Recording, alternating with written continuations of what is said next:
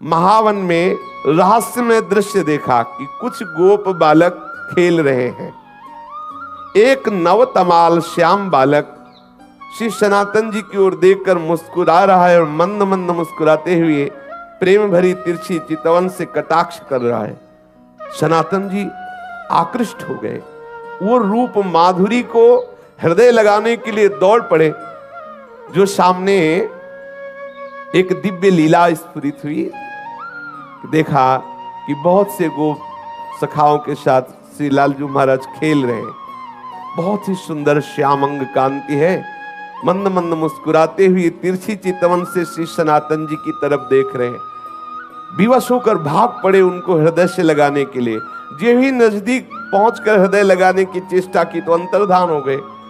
आप भाव विभोर होकर विलाप करने लगे, क्रंदन करने लगे, अश्रुपात करने लगे। इतनी शिथिलता हुई कि थोड़ी देर के लिए नींद सी आई, एक झपकी सी आई। तो देखा वही श्यामल गोप बालक जो प्रगट में दिखाई दी थी लीला, वही स्वप्न में देखा। और वो कह रहा है, तुम मुझसे मिलना चाहते हो? मैं मथुरा में श्री परशुराम जी चतुर्वेदी के घर में रह रहा हूं। अब तुम मुझको अपने साथ ले लो, वहां जाओ और वहां से मुझको अपने साथ ले लो। तत्काल ही सनातन जी की वो निद्रा टूटी। आप प्रातः काल होते ही मधुकरी के निमित्त श्री परशुराम जी चौबे के आवास स्थान पर पहुंचे। वहां आपको उस बालक का श्री ठाकुर श्री मदन मोहन के रूप में दर्शन हुआ। जब उस घर में पहुंचे तो सुंदर सिंहासन पे श्री मदन मोहन ठाकुर जी विराजमान थे। जे ही दृष्टि की तो वही बालक जो महावन में गोप सखाओं के साथ खेलते देखा, जो स्वप्न में आदेश देते देखा, वही देखा कि ठाकुर मदन मोहन जी के रूप में वो विराजमान है। ओहो, ये तो ठाकुर मदन मोहन जी हमारे साथ ऐसी लीला कर रहे थे। आप एकटक दर्शन करते हुए आसक्त चित्त हुए। आप वैसे तो एक दिन मधुकरी लाते और ठाकुर जी को अर्पित करके कई दिन तक प्रसाद रूप से उसको पाते, फिर कई दिन बाद मधुकरी को दाते। लेकिन मदन मोहन जी के दर्शन के लोभ से आप प्रतिदिन उसी घर में जाने लगे माधुकरी के लिए, और मदन मोहन जी के दर्शन करते और घंटों खड़े दर्शन करते हुए अश्रुपात करते रहते। एक दिन घर की वृद्धा माता ने देखा कि नेत्र में नेत्र मिलाए हुए ठाकुर के घंटों खड़े हैं, अश्रु प्रवाह हो रहा है। आपकी ऐसी प्रेममयी दशा देख के, बाबा इनको देख रहे हो? बाबा इनको मत देखो, ये सर्वनाश कर देते हैं। बहुत वैसे ठाकुर हैं। उस मैया ने कहा। तो श्री सनातन गोस्वामी ने उस मैया की तरफ देखा, बोले सुनो, मेरा बहुत बड़ा कुटुंब था, खूब घर भरा हुआ था संपत्ति से, जन से, परंतु ये जब से आया हमारे घर में इसने सब नाश कर दिया। मेरा परिवार मिट गया, मेरी सब संपत्ति चली गई, केवल मैं अकेली रह गई। ऐसा ही होता है, अकेला ही रखता है।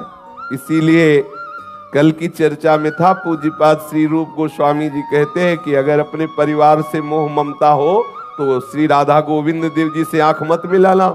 यदि आंख मिला लिया तो किसी काम के नहीं रहोगे। ठीक ऐसे ही ये श्री मदन मोहन ठाकुर जी की लीला है। उस मैया ने कहा कि सब कुछ नष्ट हो गया जब से आया है, केवल मैं अकेली रह गई हूं। सनातन जी ने वही अश्रु प्रवाह, अनुराग से भीने हुए नेत्र, कहा माता जी तुम इसका परिचय मत दो, मैं जानता हूं मेरी भी यही दशा हो गई है। जब से इसने नजर की तब से सब नाश हो गया।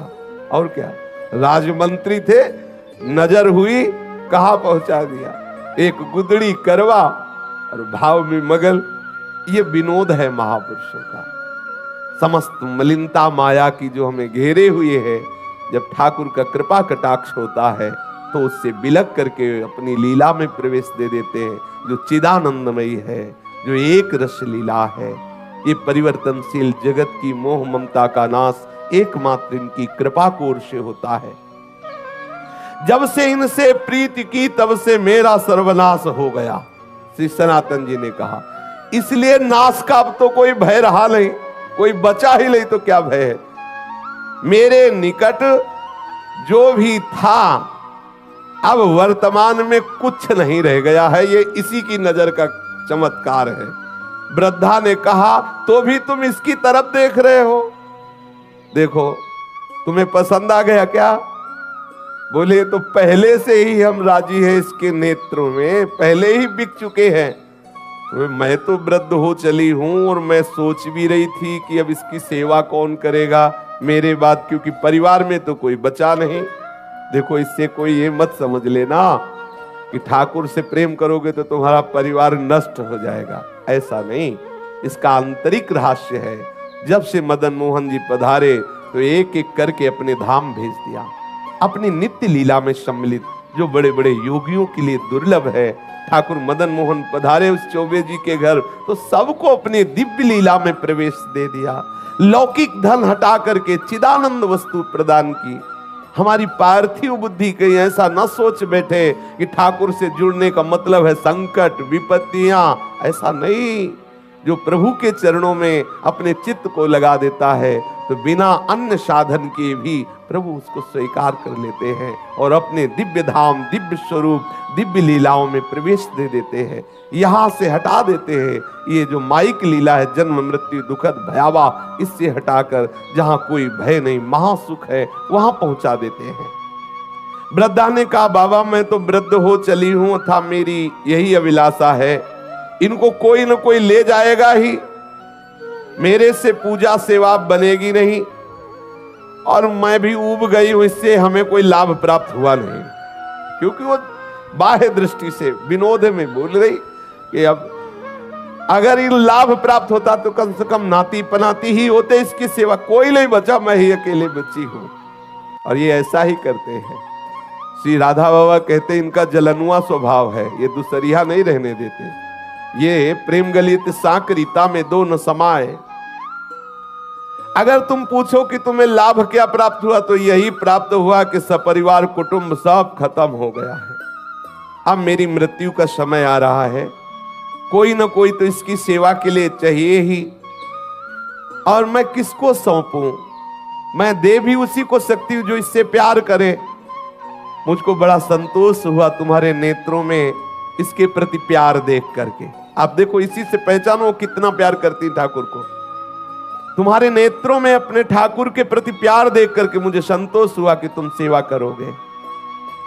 देखो अपने नेत्रों से मैं इन्हें ओझल नहीं होने देना चाहती, परंतु बाबा अब मेरा शरीर बूढ़ा हो गया है, अब मेरे से सेवा का ये कार्य हो नहीं सकता और बिना सेवा के ठीक नहीं है, इसलिए इनको तुम ले जाओ। श्री सनातन गोस्वामी जी ने कहा मैया यदि ऐसी बात है तो तुम इन्हें मुझे दे दो, मैं इन्हें अपने संग ले जाऊं। वृद्ध माता ने कहा बाबा इन्होंने जब मेरा ही सर्वनाश कर दिया तो मुझे डर है कि कहीं कुछ और आपके साथ ना हो जाए। बाबा ने कहा कि मैया हानि वाला कुछ रह ही नहीं गया है हमारे पास, जिससे हानि होगी वो कुछ रह ही नहीं गया है, क्योंकि इन्होंने मेरा तो पहले ही सर्वस्व छीन लिया है। अब एक शरीर में लंगोटी है, ये गुदड़ी है, ये करवा है, जब चाहे तब छीन ले, इसका मुझे कोई भय नहीं है।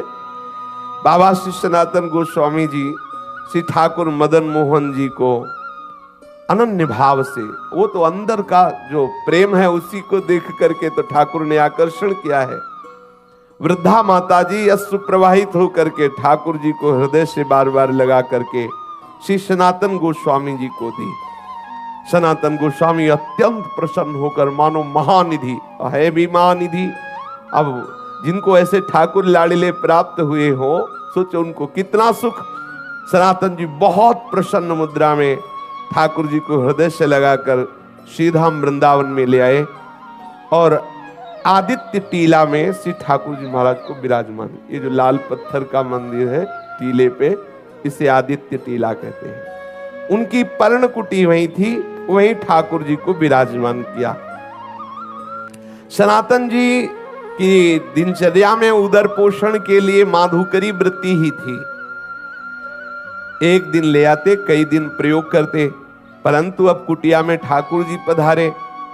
अब श्री सनातन जी श्री ठाकुर जी के भोग के लिए आटा मांग के लाते और उपला बिन लेते और उसी आटे का गोला बनाकर उपला में पका लेते और ठाकुर जी को अर्पित करते और वही प्रसाद पाते। वैसे तो कई कई दिन तक मां धुकरी का भोग लगा के पाते, लेकिन जब से ठाकुर मदन मोहन आए तो रोज आटा लाते और उसी का बाटी बनाकर ठाकुर को अर्पित करते।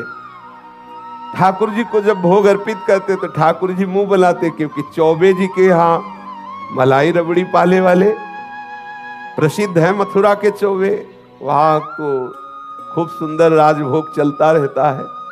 आज भी है, शाम के भांग छानेंगे फिर उनका प्रसाद देखो शाम वाला। हाँ, उनके लीवर की अलग से रचना है, वो मतलब सबके पचले की बात ले, वो अलग होता है, भगवान बना के भेजते हैं वैसा।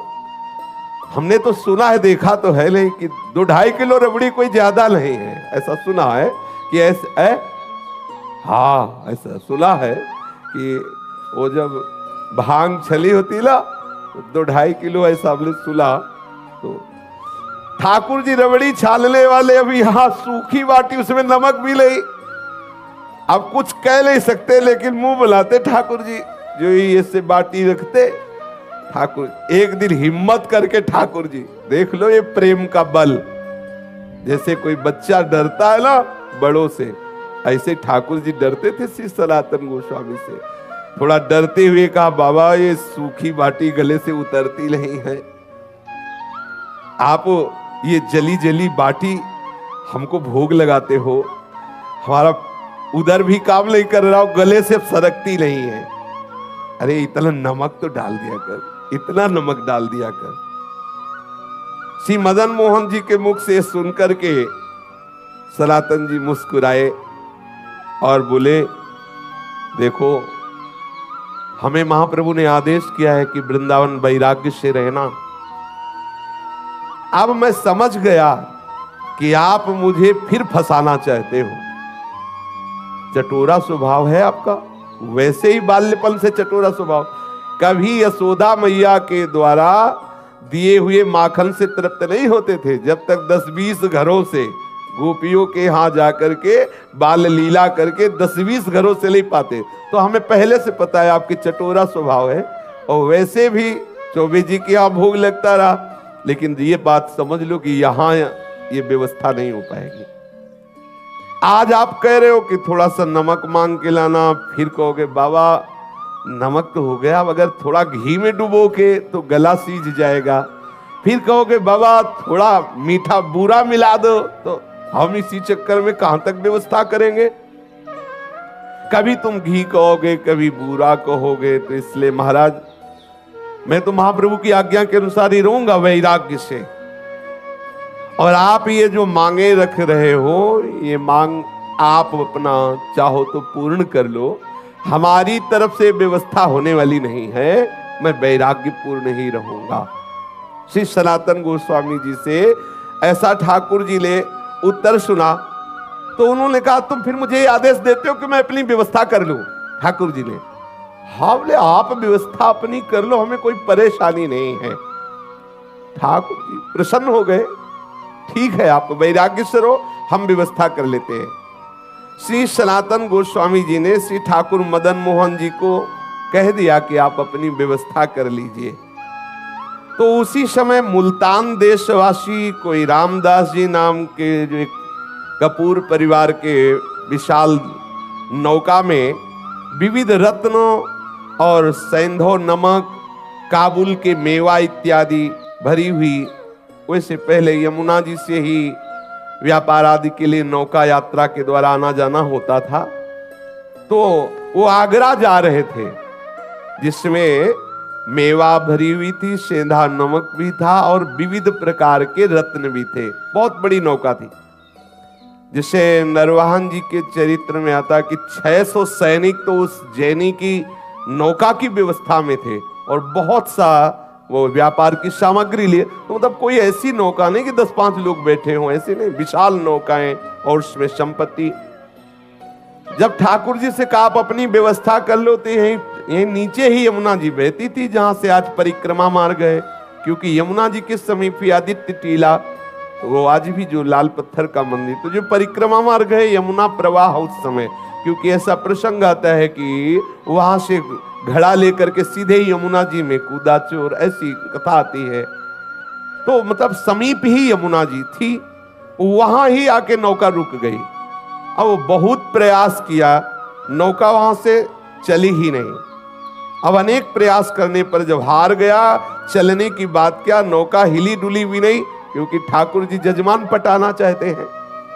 अब श्री रामदास जी कपूर परेशान हो गए, तो ठाकुर जी ही एक गोप वेश बालक का धारण करके गए और कहा, रे सुन, ये नौका ऐसे नहीं निकलेगी, अगर तुझे नौका निकालना है तो देखो वो संत भगवान बैठे उस वृक्ष के नीचे, सनातन गोस्वामी जी के लिए कहा, वहां जा दंडवत कर, कुछ मनौती मान तो नौका निकल जाएगी, हम तुमको पक्की सलाह देते हैं। अब वो श्री सना, और ये कौन बालक, वही है ठाकुर जी पटार है, नाव रोका और भेज रहे हैं, पर बिना सनातन जी किया। ये देखो इनका दुलार देखो, ठाकुर कितना अपने जनों को प्यार करते हैं। वैसे ये सबके साहब हैं, लेकिन जो इनकी दास्ता स्वीकार कर लेता है वो ठाकुर अपना साहब उसे बना लेता है। कैसा करुणामय है। नरसिंह मेहता जी के लिए देखो अपने को सेवक कहा, जब कभी आदेश हो स्वामी निसंकोच होकर आदेश करना, ये सेवक सदैव आपकी सेवा में तत्पर है। श्री द्वारिकाधीश जी ने ऐसा नरसिंह जी के लिए कहा। सबका साहब अपने सेवकों का सेवक बन जाता है, अपने सेवकों को साहब बना लेता है। जाकर के सनातन जी की शरण में उनसे अनुनय विनय करो, तुम्हारी नाव निकल जाएगी। रामदास कपूर तत्काल जिधर उस गोप बालक ने संकेत किया था वहां गए। श्री सनातन गोस्वामी जी बैठे हुए श्री प्रिया प्रीतम के चिंतन में डूबे हुए थे।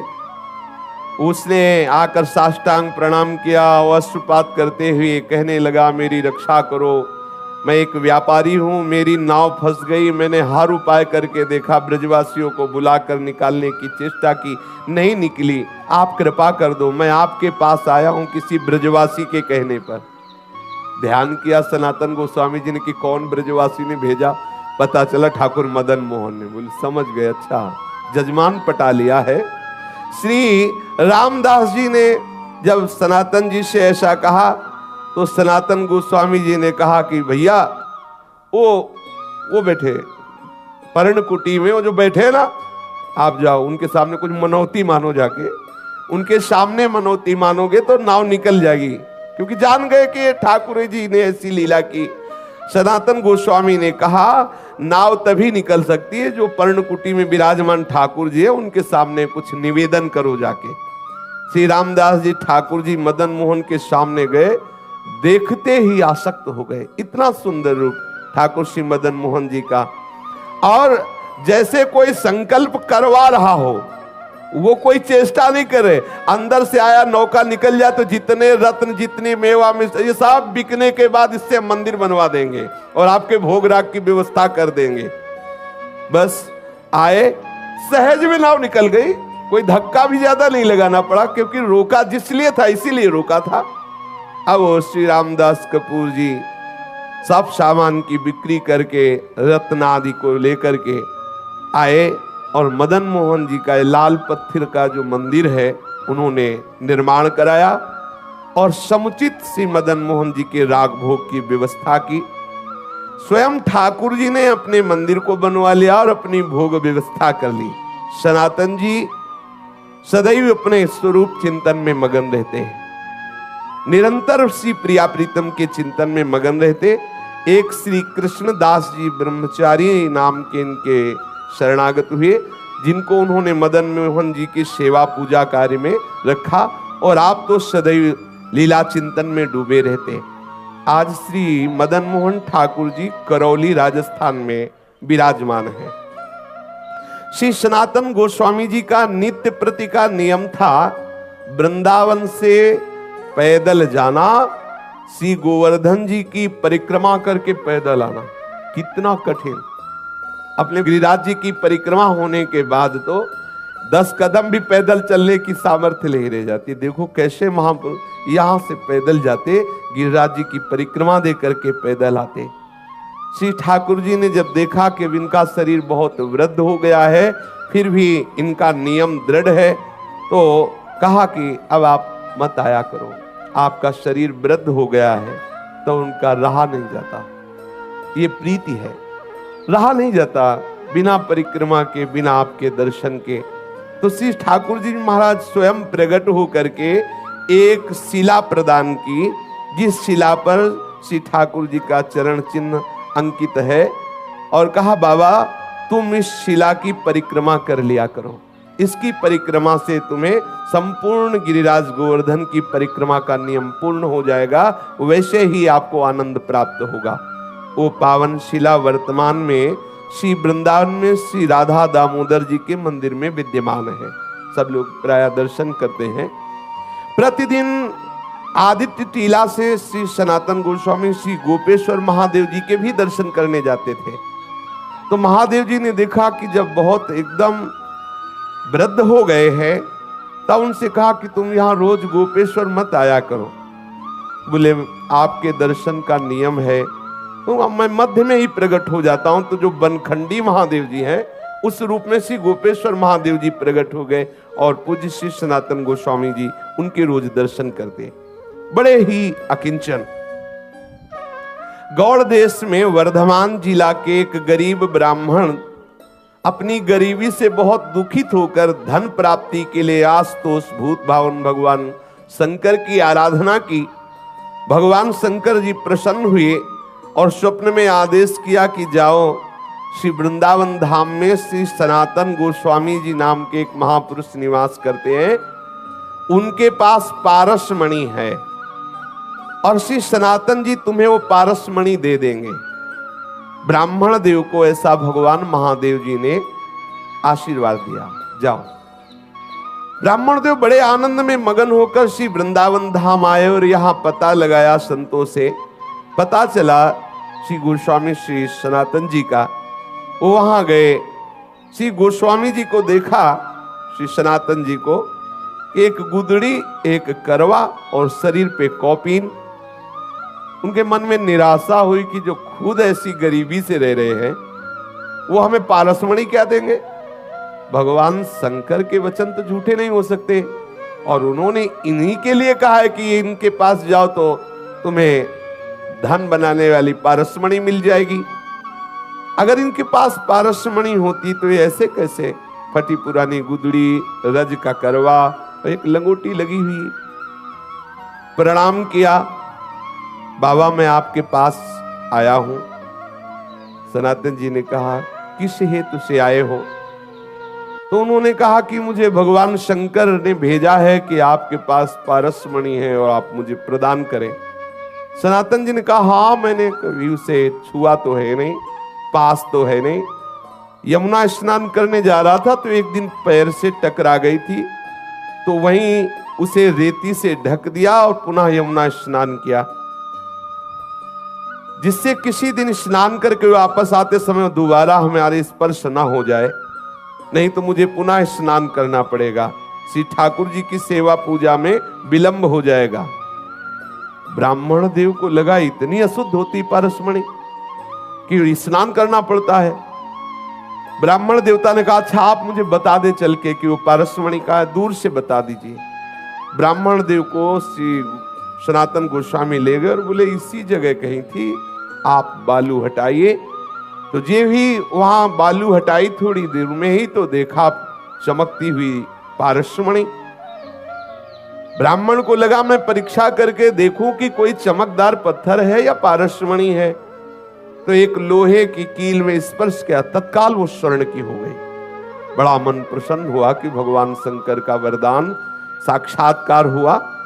परंतु द्वितीय उसके विचार तत्काल आया, एक मन में तो प्रसन्नता हुई, तत्काल द्वितीय विचार आया कि ये कैसे संत हैं, इतनी कीमती वस्तु को इतनी दूर किए हुए, जिसके लिए मैं आनंदित हुआ उसके लिए इनके हृदय में ऐसी उपेक्षा। सनातन जी इस अमूल्य पारसमणि का त्याग क्यों किए हुए थे।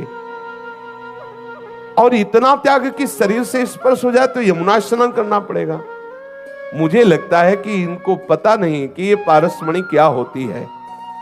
ना अगर ये ऐसा जानते होते तो इसको ऐसे क्यों रेत में फेंके होते। और इसमें क्या दोष है जो इन्होंने स्नान करने की बात सोची। ब्राह्मण देव अपने मन की असमंजता में विचार किया कि इन्हीं से पूछे, तो पुनः लौट करके श्री सनातन जी को प्रणाम किया और कहा, महाराज मेरे हृदय में एक प्रश्न है कि इतनी कीमती मणि आप अपने समीप क्यों नहीं रखा, और इसके स्पर्श करने पर स्नान करना, क्या पवित्रता इसमें है। ब्राह्मण को इस तरह बोलते हुए देख करके श्री सनातन गोस्वामी ने कहा कि बहुत दुर्गुण है इस पारसमणि में, न जाने कितनी मलिनताएं छुपी हुई है। क्योंकि जब धन बढ़ेगा, अहंकार बढ़ेगा, दोष बढ़ेंगे, भगवत चिंतन छूटेगा, बहुत प्रकार के दोष हैं। इसलिए इसका कहीं रजोगुण प्रभाव कहीं किसी भी तरह से हमारे भजन में विक्षेप न डाले, इसलिए इसको दूर रखते हैं। और ये हमारे लिए मणि पत्थर से बढ़कर कुछ नहीं है, क्योंकि हमारे पास जो मणि है उस मणि के सामने है ही क्या। तो तत्काल ब्राह्मण बोला, महाराज आपके पास कौन सी मणि है। बोले, इंद्र नील मणि श्याम मनोहर। आहा, श्री लाल बिहारी श्याम सुंदर रूपी मणि हमारे पास है, ये क्या। उसने तत्काल श्री सनातन गोस्वामी के चरणों में प्रणाम किया, महाराज फिर आप ऐसी अपवित्र मणि हमें क्यों देंगे, अब आप कृपा करो वही मणि दो जो आपके पास है।